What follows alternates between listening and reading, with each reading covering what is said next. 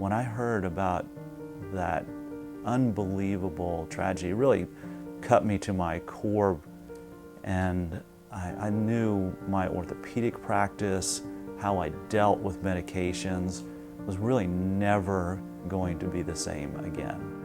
That was the stake in the ground. All right, things have got to be different. We cannot be losing young people because of what we're doing in our specialty as doctors. It's just not going to happen. And I can tell you, we have without a doubt saved lives. We haven't been able to save them all, but we have saved lives just by letting these folks know they're not alone, that we recognize this is a disease, that there is a mental health component to it, that we have to, as a law enforcement community, be part of the solution. Nancy Stedman Shipman, founder of WakeUp Carolina and Creighton's House, and I love recovery.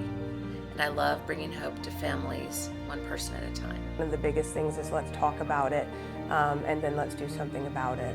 Thankfully, I got help before I died.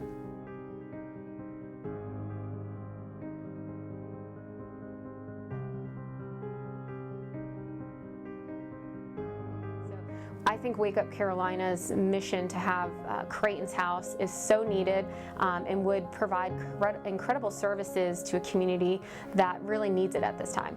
For there to actually be a brick and mortar Creighton House through WakeUp Carolina, I think it would be very important. It would provide family members, recovering addicts in the pits of addiction, a safe place to go and some privacy while they figure out this big thing in their life. One of the reasons that we're struggling with addiction and depression and anxiety is honestly people don't feel like they have a safe place to go to. And so this is the time and the place that's called for to bring out a foundation and a building for WakeUp Carolina. To have a building, to have a home where you can say, this is WakeUp Carolina, this is what they've done, and this is where you can go to get that connection and to get that help that you need while your loved one is doing the work that they're doing. We want folks to have a space where they can come and just be with one another and talk about their day without feeling the pressure of talking to folks that might not get it. So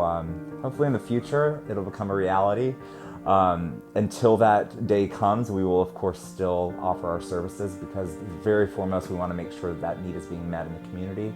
But to have an actual physical house, or Creighton's House, would literally be, I mean, words can't express what that would be like. A beacon call is to shine light, to show what's in the darkness. And this darkness is paralyzing, it's isolating. It is one of the scariest places to be, especially when it involves not only yourself, but the people or person that you love. I know what it's like to feel hopeless.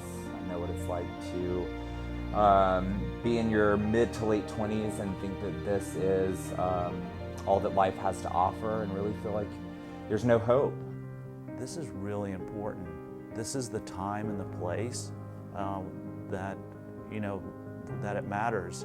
We have been struggling with this rise of anxiety, depression, addiction, with this superficiality of society where people can't go deep and they don't trust other people.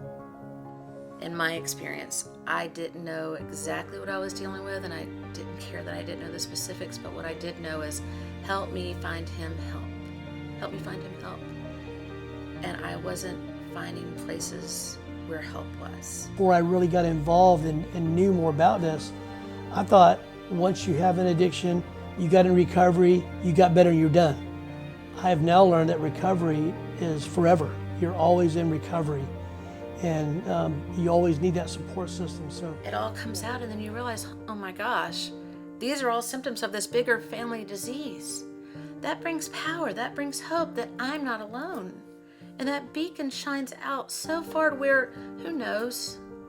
I live in the ripples. I'm a person that I don't know what tomorrow looks like or what the next step is, but God does, and the next step lights up, and you have to really walk through that fear.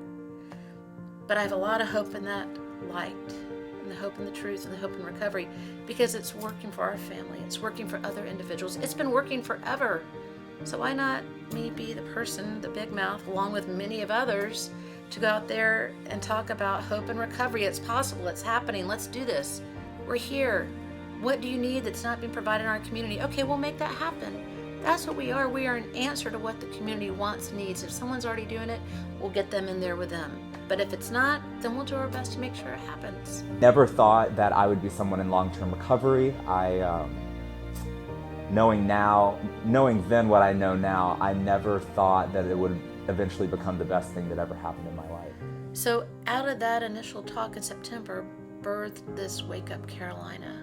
And out of Wake Up Carolina, birthed Creighton's House. And to me, it's a safe place, a safe organization to where we are here for the families and individuals to be of support, to help promote awareness and education and give hope in recovery. If you don't have hope and know it's possible for an individual or for a family, darkness will pull you in. You gotta have that hope. You gotta have this sound, safe place. And through Wake Up Carolina and Creighton's House, our hope is that young people that may or may not look like us or have the same stories as us, but they know what it's like to struggle with personal addiction, know that there is hope out there, that if they do want to reach out, that a hand is going to be there and a hand is going to be there to open the door.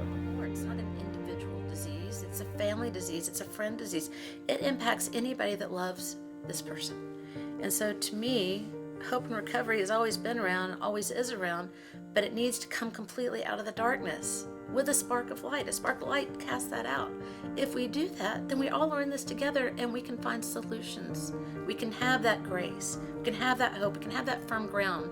Whenever I saw Nancy start Wake Up Carolina, and then it started to gain speed, I was just instantly like, I want to know Nancy, I want to help her. Do the right thing for the right reasons with community involvement and the community saying yes, well then it gives hope to other communities that we can then say, hey, this is what we've done.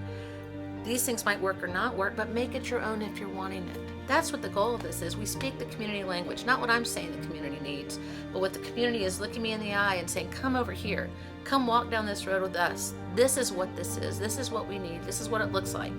And then I say, here are our services. Oh, we don't have that service? Then you tell me what you need and we will find a service to fit that community. We're a community organization. You have to speak the community's language.